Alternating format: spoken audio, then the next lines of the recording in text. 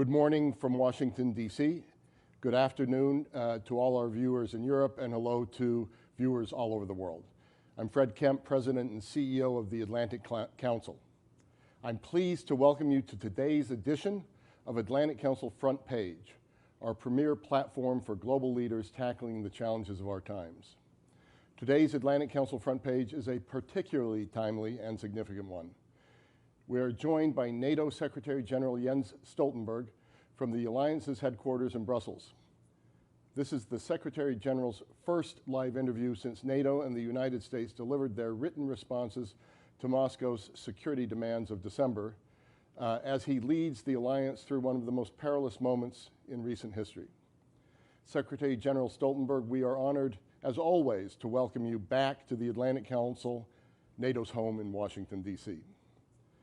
The specter of a major conflict in Europe is more present today than it has been at any time since the end of the Cold War.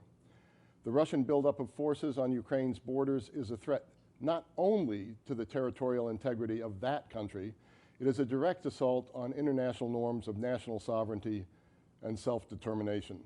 The stakes are generational. At this crucial moment, we are eager to hear the Secretary General's perspective on this Kremlin-generated crisis in Ukraine, how NATO is responding, the implications for the new NATO strategic concept, and what is next for the alliance itself.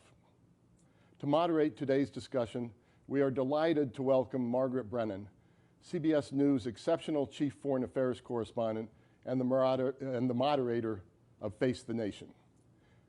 To our audience, thank you all for joining us from all over the world for this important discussion.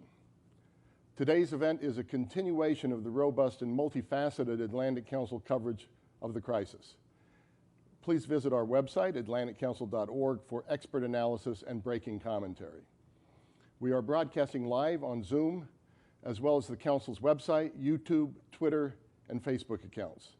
I encourage all of you watching to join the conversation on social media using the hashtag ACFrontPage and hashtag NATO. And now, Margaret, over to you. Thank you so much, Fred, and good morning to everyone watching here stateside. Good afternoon to you, Mr. Secretary General. I don't really need to introduce you, but of course, for anyone watching, Jens Stoltenberg is the Secretary General of NATO and has been since October 2014, following a distinguished international and domestic career, including as Prime Minister of Norway and UN Special Envoy on Climate Change. But now I would say, Mr. Secretary, you have a tremendous challenge in front of you at this moment. We have heard from Russia in their public communications so far that what NATO and the United States put on the table did not address their chief security concerns. Russia's forces continue to build in the region. At this point, can NATO deter a Russian invasion of Ukraine, or is your aim simply to contain the conflict from becoming a regional war? Our aim is, of course, to convey a clear message to Russia, and that's exactly what we're doing, that if they use military force against Ukraine, it will have severe consequences. NATO allies are ready to impose heavy economic sanctions, political, financial sanctions. NATO provides support to Ukraine. We help Ukraine with modernizing their defense and security institutions, and NATO allies provide trainers, equipment, so Ukraine can also impose costs on Russia if they once again invade Ukraine. And then thirdly, and most importantly for NATO allies, is that of course we are also ready to step up, as we actually now do, our military presence in the eastern part of the alliance to prevent any misunderstanding or room for miscalculation about NATO's ability and readiness to protect and defend all allies. So we are doing three things. We are sending a message of sanctions, high price to pay. We are supporting Ukraine, and we are of course also conveying absolute unwavering commitment to all NATO allies. But have you seen any concrete indication to date that Russia is backing down? What we have seen is a continued military build-up by Russia, and of course that is something we follow very closely. They are deploying more troops, more heavy equipment, and now also thousands of combat-ready troops to Belarus, also with aircraft, helicopters, and advanced weapon systems, S-400, and other weapon systems into Belarus. So the military build-up continues. At the same time, Russia was willing to meet us, the United States and NATO allies, a couple of weeks ago, and that's a good sign that we sat down in the same room and for hours addressed the situation in and around Ukraine and the security consequences for all of us, for Europe, but also that we have now conveyed our written proposals, how we believe it's possible to find common ground on everything from arms control to transparency on military activities to more lines of communications between NATO allies and Russia. And now Russia has to assess these proposals, and we are ready to sit down with them when they are ready to continue the efforts to find a diplomatic political solution. Ukraine's foreign minister said today they believe they could take the next 2 weeks to continue talking. Do you think you have that kind of time? So we have that time as long as Russia does not once again decide to use military force. You don't see that as imminent? Well, there's no certainty about the Russian plans, and maybe they have not made any final decision. From the NATO side, we are ready to engage in political dialogue, but we're also ready to respond if Russia chooses an armed conflict, confrontation. So we are ready for both options. We are working hard for the best peaceful political solution, but we're also prepared for the worst. Russia once again using force against the neighbor Ukraine. In terms of preparing for the worst, you said earlier this week that the NATO response force, which is a force of about 5,000, could be deployed within days. Given the wide array of potential actions that Russia could take, exactly what is the threshold for their deployment? Have the allies agreed on exactly what would trigger that? First of all, the NATO response force is only one of the elements in what we do to provide credible deterrence and defense to all NATO allies, and especially those allies in the east of the alliance. We have already, after Russia used force against Ukraine in 2014, for the first time in our history, deployed combat-ready battle groups, NATO battle groups in the eastern part of the alliance, in the Baltic countries and Poland. We have air policing both in the Black Sea region and in the Baltic region. We have more naval presence, and over the last weeks we have actually stepped up the number of planes and ships in these different missions. Then we have the NATO response force. The total amount of troops there is around 40,000, but the lead element of the NATO response force is exactly, as you say, around 5,000. That's a political decision. We will assess, we will make our decisions when we see any need to further increase the presence in the east, either by deploying the whole or elements of the NATO response force, depending on what the situation is, and or we're also considering to deploy or to have battle groups not only in the Baltic countries and in Poland as we have now, but also France, the United Kingdom and other allies have also indicated willingness to have similar battle groups in the Black Sea region under NATO command as part of a NATO presence. Let me also add that, for instance, now we have for the first time in decades, we have a US aircraft carrier under NATO command, and we have more naval and air assets in the region available if needed. If needed. In terms of that quick response, the response force you talked about, the 5,000, it's currently led by France, along with allied troops in it. France is 3 months away from a presidential election. Are you concerned that politics will complicate the willingness to respond? You said it's a political decision to take the vote to deploy them. Are you concerned? So France is a very committed NATO ally. France has high-end capabilities.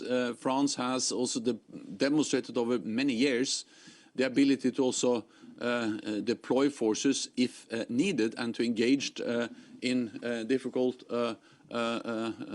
conflicts and address many challenging situations. So I'm absolutely confident that France, but also the other allies in the lead elements, we call it the VJTF, the lead elements of the NATO response force, will be ready to deploy if needed.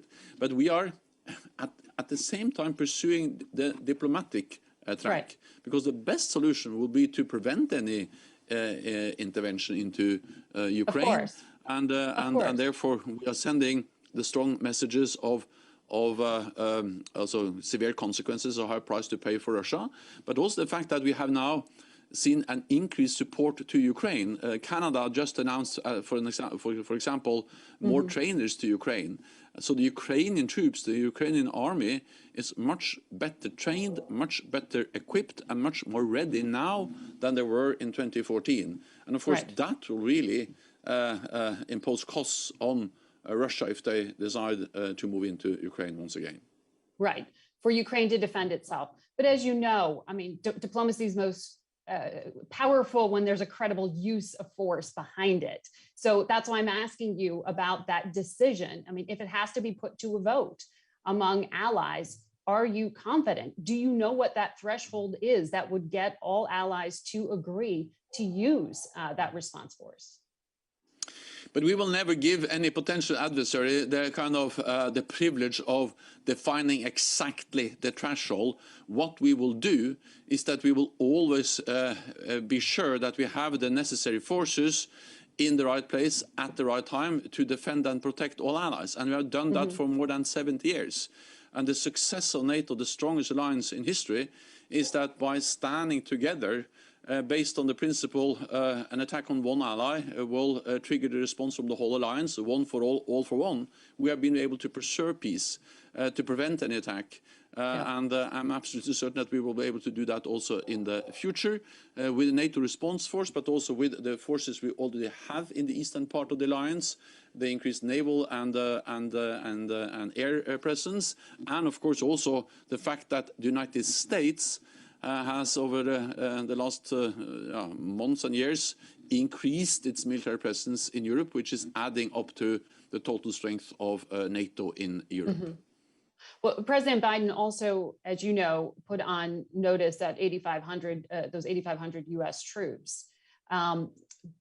But as was made clear at the State Department yesterday, the U.S. can sometimes move more quickly, according to the State Department. And that's why the U.S. is talking to countries about unilaterally sending in troops to NATO's eastern flank. So doesn't this send the message that America is looked to be that first quick reaction force rather than NATO? Do you support this kind of unilateral action? But the strength of NATO is that we bring 30 allies together and we coordinate their efforts. And sometimes we do this. They do that in their national capabilities on bilateral, agreements. Sometimes this is done within the NATO framework, but still we speak about NATO allies protecting each other. NATO is already in the region. We already have assets both on the ground in the Black Sea region and the Baltic region. We have air and sea capabilities there with the standing NATO naval forces that have now actually received more ships from Spain, from Denmark, planes from the Netherlands, also from Denmark and other countries. So NATO is already there. We have the the high readiness force that can be deployed within days. We have actually increased the readiness levels of NATO's response force, the lead elements. We did that several weeks ago, so they are prepared to deploy quickly. And then on top of that, we have national capabilities, not only from the United States, but also from other allies. So are you saying that Romania and other countries that the United States is talking to do not need this unilateral support from the United States, that NATO forces are sufficient at present? I'm saying that we are coordinating closely what we do as NATO and what individual NATO allies do together with other NATO allies. And the most important thing is that the totality of that delivers the necessary deterrence and defense. We will, of course, constantly assess the need to adjust our presence, also in the Black Sea region. We have already increased our presence in the Black Sea region over the last days and weeks. We have increased the readiness of our forces that can quickly move into the region if needed. And then on top of that, we have allies like France, like UK, but also United States, looking into adding more national forces. But also they can, after the initial deployments, come under NATO command. So we are coordinating very closely all allies, both the things we do together as allies and the things we do on the bilateral level. And the US aircraft carrier, which originally was under US command, is now under NATO command. But the reality is that we speak about the same capabilities, the same countries, and the most important thing is that we have those capabilities. But as you know, Mr. Secretary General, there's been a lot of reporting about differences of opinion among allies, particularly the willingness of France, the willingness of Germany to use force in the same way that the United States and United Kingdom might be more willing to act.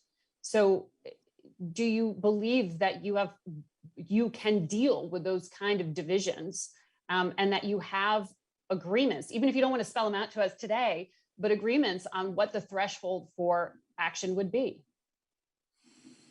But I think we need to understand that these troops that we deploy in Romania, we already have troops in Romania, in the Black Sea region, in the Baltic region, they are there to defend NATO allies. And that's an absolute 100% guarantee from all allies, including, of course, Germany and France. Germany actually leads one of the battle groups in the Baltic region, the battle group we have in Lithuania. So there's no way Germany cannot be part of that because they're already there. And France is also part of our deployment in the eastern part of the alliance. And France is then now considering to add more troops. This is about defending NATO allies. And Article 5, the commitment to defend all allies, one for all for one, that's in a way enshrined in our founding treaty, something we have been committed to, all of us, for more than 70 years. Then there is another issue that's also important, but another issue, that is what kind of support do we provide to Ukraine, which is not a NATO ally, but a highly valued NATO partner. There are some differences between allies. I don't try to hide that, but that's a very different thing than the commitment to protect and defend all allies. So when you speak about the NATO response force, the NATO battle groups, the increased air and sea presence in the standing naval forces, that's about defending NATO territory, 100% agreement, no doubt.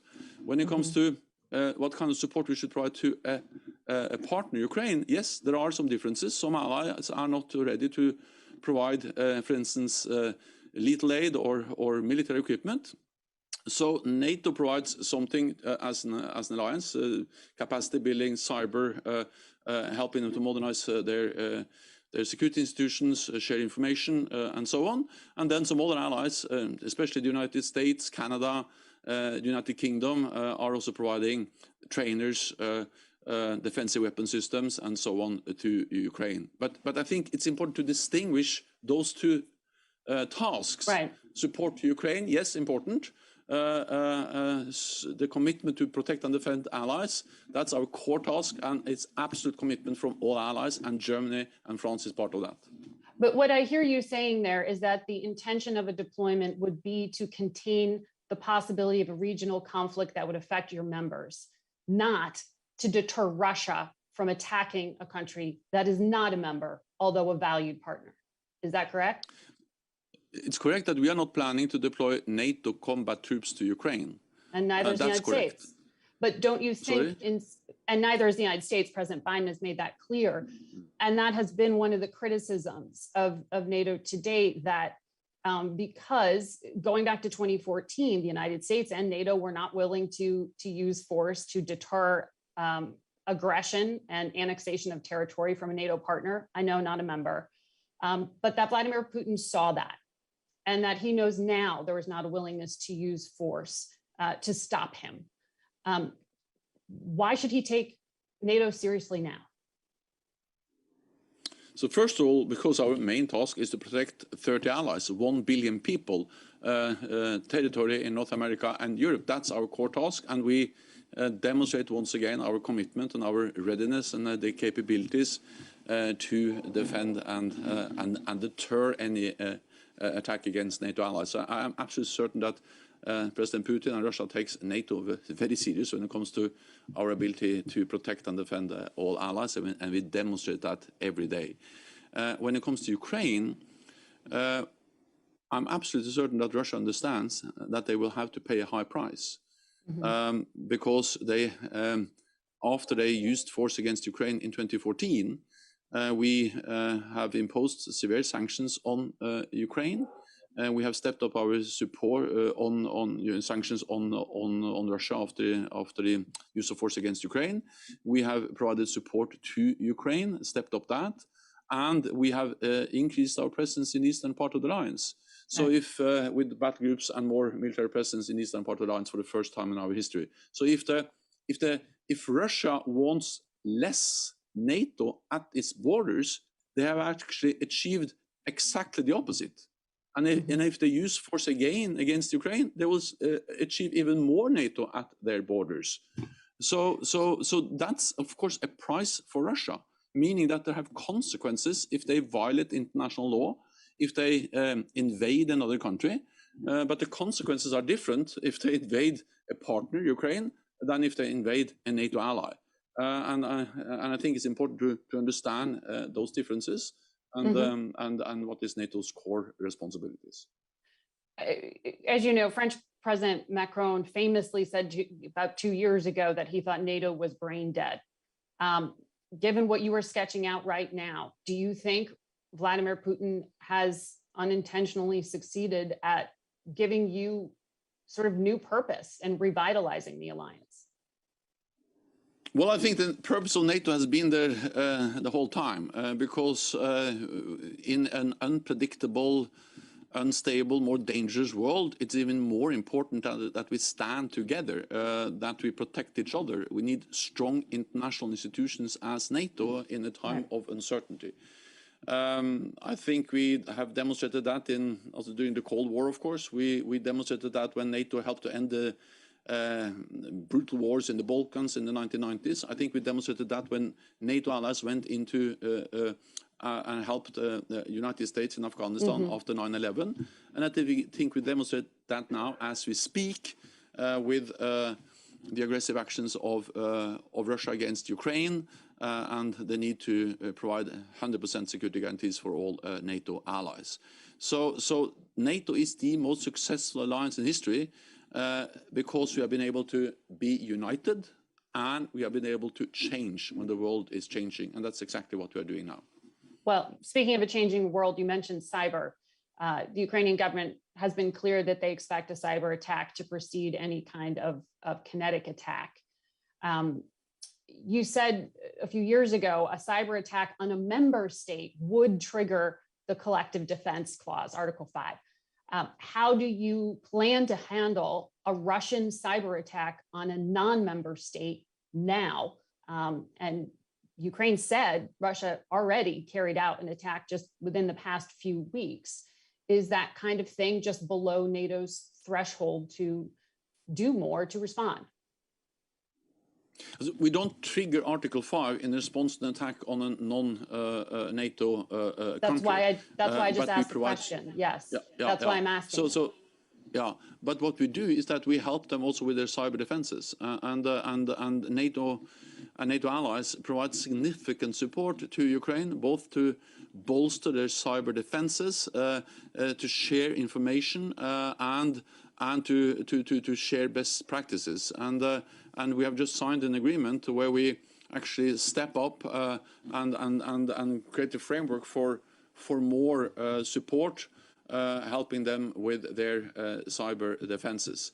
The more general, the message is that we have actually decided that an attack in cyberspace can trigger Article 5, and therefore we are ready to respond. But that can be in cyberspace, but it can also be in another domain. That's for NATO to decide, depending on what kind of attack. Let me ask the question another way. When Russia carried out a cyber attack in Ukraine in 2017, not Petya, it was an attack on Ukraine, but it had global impact. I mean, on companies, on countries around the world. So it did impact countries beyond the target of Ukraine. Is that kind of scenario something you're thinking about now? If Russia attacks Ukraine and the fallout from that attack impacts your member states, what should NATO do?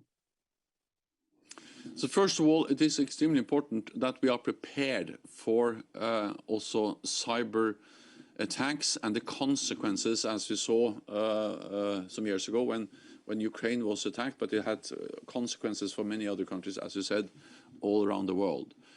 This is partly about strengthening our cyber defenses ourselves. It's about improving the way we share information about cyber attacks and improve the way we attribute. Because one of the challenges with cyber attacks is that those behind very often deny that they are behind in the cyber attacks. Attribution to actually identify who is behind is one of the main challenges we are working on as NATO allies to respond to cyber attacks. And also NATO allies have also increased our ability to what we call to provide national cyber effects, meaning also to push back in cyberspace if needed. But I'm a bit afraid of going too far in speculating. I'm reluctant to go too far in speculating, because the aim now is to try to reduce tensions and to convince Russia. We call on Russia, urge Russia to sit down and engage in talks to prevent these kind of scenarios, so we can find a political solution. Okay. I know we have some people standing by to ask questions. Just to put a fine point on what you just said, do you disagree with Ukraine's assessment that Russia carried out the attack, the cyber attack, 2 weeks ago? Or are you just saying you don't want to answer that question? I'm saying that we are not going into details about our intelligence, but we are very much aware of that Russia has been responsible for cyber attacks before, and they can, of course, be responsible for that again. And, of course, as a kind of first step or a precursor to a kinetic military attack, cyber attacks is a very likely scenario. And let me also add that one possibility is a full-fledged Russian invasion with tens of thousands of combat troops, heavy armor, planes, missiles, and all the stuff they have lined up along the borders of Ukraine. But there are also many other ways for Russia to conduct aggressive actions. Cyber is one. Coup, efforts to topple the government in Kiev, sabotage. They have intelligence officers working inside Ukraine as we speak. So we need to be prepared for a wide range of different forms of aggressive actions by Russia against Ukraine. Mr. Secretary General, Anna Palacio is standing by with a question. Anna? Well, thank you, Margaret Brennan. And it's a great honor and a great pleasure, Secretary Stoltenberg. I'm speaking from Madrid, where NATO will meet in June to define the new strategic concept. And my question is, after the chaotic exit from Afghanistan and the bitter fighting between allies on budget, and frankly, the already mentioned comment by President Macron about NATO's vitality, NATO is again back front and center of the geopolitical arena. And I would like you to tell us, forward-looking, what are the lessons about allied political unity that could be included in the next strategic concept from this experience? Let me first say that I'm very much looking forward to attending the NATO summit in Madrid in June, and Prime Minister Pedro Sánchez and the whole Spanish government and the people of Spain will be great hosts, and that's something I really look forward to. Second, I believe that the Madrid summit will be a very important summit for many reasons, but not least because, as you said, we will agree a new strategic concept for NATO. The last time we did that was actually 10 years ago, and the world has changed so much, so we need to update the strategic thinking and the strategic concept of NATO. And then this concept will cover many issues, but on your question, I think the most important lesson we can learn from all these events you mentioned is the importance of North America and Europe standing together. Because when we face new threats and new challenges, a more assertive and aggressive Russia, cyberspace, terrorism, but also, of course, the security consequences of the rise of China, it is even more important that we have North America and Europe not apart, but together. Because as long as we stand together, we represent 50% of the world's economic might and 50% of the world's military might. So when we are together, we can tackle any challenge, any threat. And I think that's also important for the United States, because it's good for the United States to have 29 friends and allies. Sometimes they are concerned about the size of China. That of course China is no, the United States is big, but not that big compared to China. But if you add all NATO allies, then we are really big and strong together. So I think the most important lesson is NATO and Europe together. Thank you, Ana, who is the former Foreign Minister of Spain. I want to move to our next questioner, Elena Tregub. If you would introduce yourself and ask your question now. Sure. Good afternoon, Mr. Secretary General. I'm Elena Tregub. I lead a civil society organization here in Ukraine, advancing good governance in defense sector.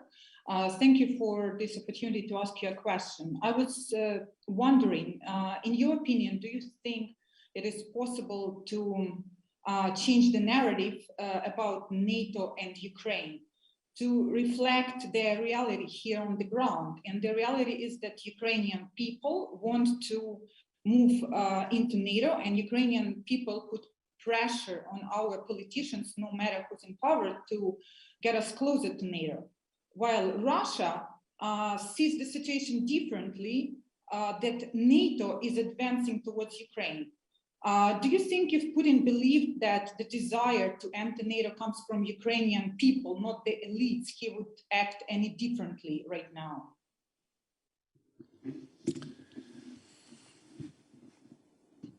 NATO has never and will never force any country into the alliance. Our door is open, but we will never force anyone into that door. So the enlargement of NATO that has taken place over many decades is a result of democratic decisions by the people, by the peoples in free nations. So it represents the will of the people in all those nations who have decided to join our alliance. That was the case when NATO was founded back in '49, and that has been the case for each and every country, from Spain to Poland to Hungary to the Baltic countries, and recently North Macedonia and Montenegro and many others. And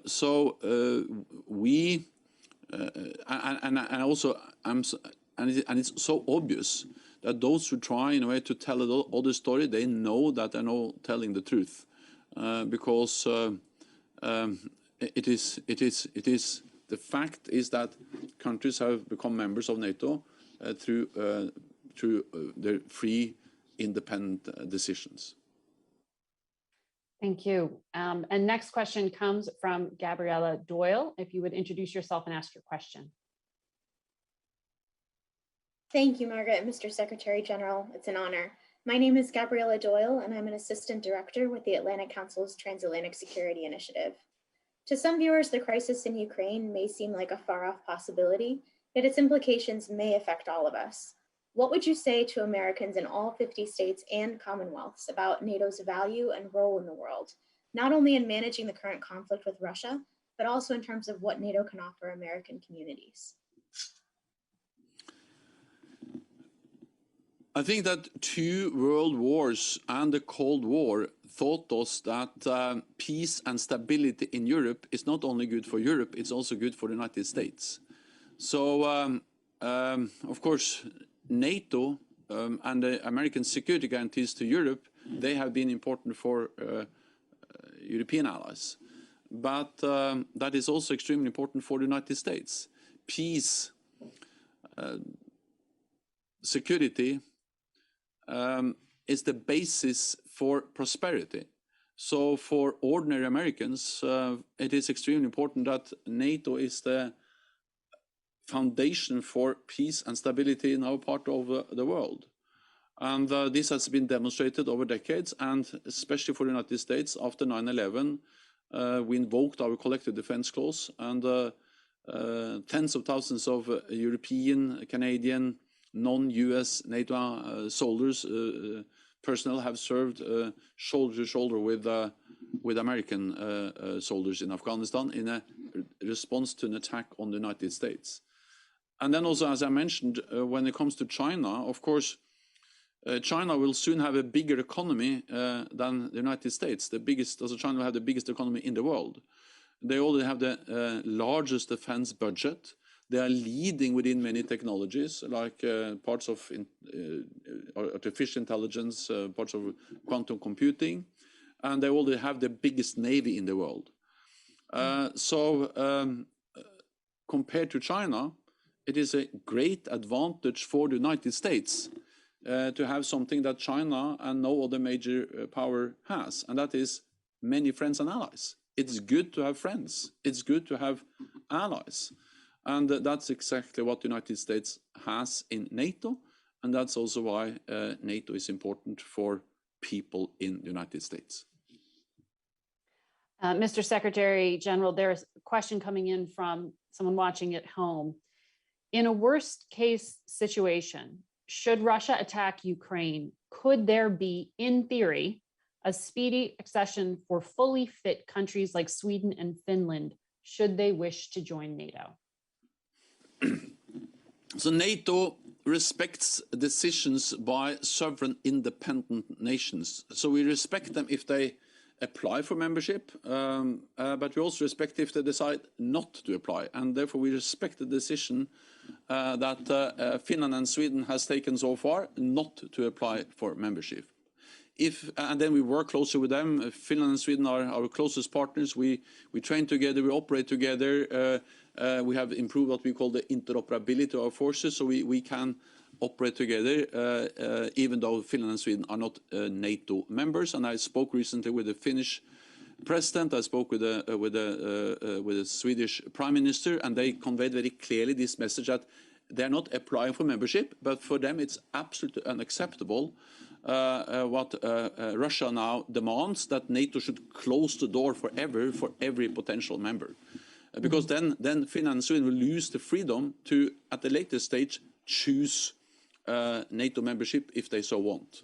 So this is about the sovereign right of every nation to choose its own path. If they decide to apply, and that's a 100% Finnish and Swedish decision, then I think it is possible to make a decision quickly and for them to join quickly. At the end of the day, this has to be a political decision, but when you see the high level of interoperability between NATO and Finland and Sweden, when you see to what degree they already meet NATO standards, it should be possible to allow them into our alliance quite quickly. We have time for just one more question. There is some speculation that Russia will not invade and disrupt the Olympics in China. Do you put credence in this, and can you explain how NATO sees the relationship between Russia and China? First of all, we have a lot of intelligence. We are monitoring very closely what is going on in and around Ukraine. We see a continued military buildup. We see the threatening rhetoric, and we also see the track record of Russia being willing to use force against Ukraine before. But at the same time, we have conveyed a message that there will be a high price to pay for Russia if they do so, and Ukrainian forces are much stronger now than back in 2014. And we are pursuing a diplomatic path with Ukraine, with Russia. We have just conveyed our written proposals. The reason why I say this is that I will not speculate. I just tell you that we are prepared both for a scenario where Russia invades or a scenario where they actually decide to sit down and engage in good faith in talks with NATO and NATO allies. So you don't see coordination between the two countries at this point? Sorry, that was the other part of the question. Yeah, no, what we see is that Russia and China are becoming closer and closer. They exercise together. They operate together. They stand together. For instance, more and more in the UN, in the UN Security Council. So these are two authoritarian regimes that do not share our values when it comes to democracy, the rule of law, the rules-based international order. And of course, that adds to the concern that these two countries are becoming closer and closer, both when it comes to military but also political cooperation, and they crack down on democratic opposition in their respective countries. So all of us who believe in the rule of law, in democracy, in the freedom of press, we need to stand together, and that makes NATO just even more important. That in a time where we see authoritarian regimes stepping up, it is even more important that we stand together as NATO, both when it comes to the deterrence and defense, but also on our diplomatic efforts to find political solutions and to engage in dialogue with Russia, now on Ukraine, and with China on arms control and many other issues. So NATO is ready for dialogue, especially in light of the challenges both China and Russia poses to the rules-based order. Mr. Secretary General, thank you for your time. Thank you for your comments about the free press as well. And that concludes our Atlantic Council front page event today. Thank you for being with us during what is an incredibly busy and important time for you. And the Atlantic Council's programming will continue to follow this ongoing Russian aggression in and around Ukraine. That'll continue in just about 15 minutes at 9:30 a.m. Eastern, when we will hear from former NATO Supreme Allied Commanders in Europe, and they will answer questions about how the alliance can enhance collective defense and prepare for further escalation. So thank you all for tuning in for this event. I'll see you Sunday. Thank you.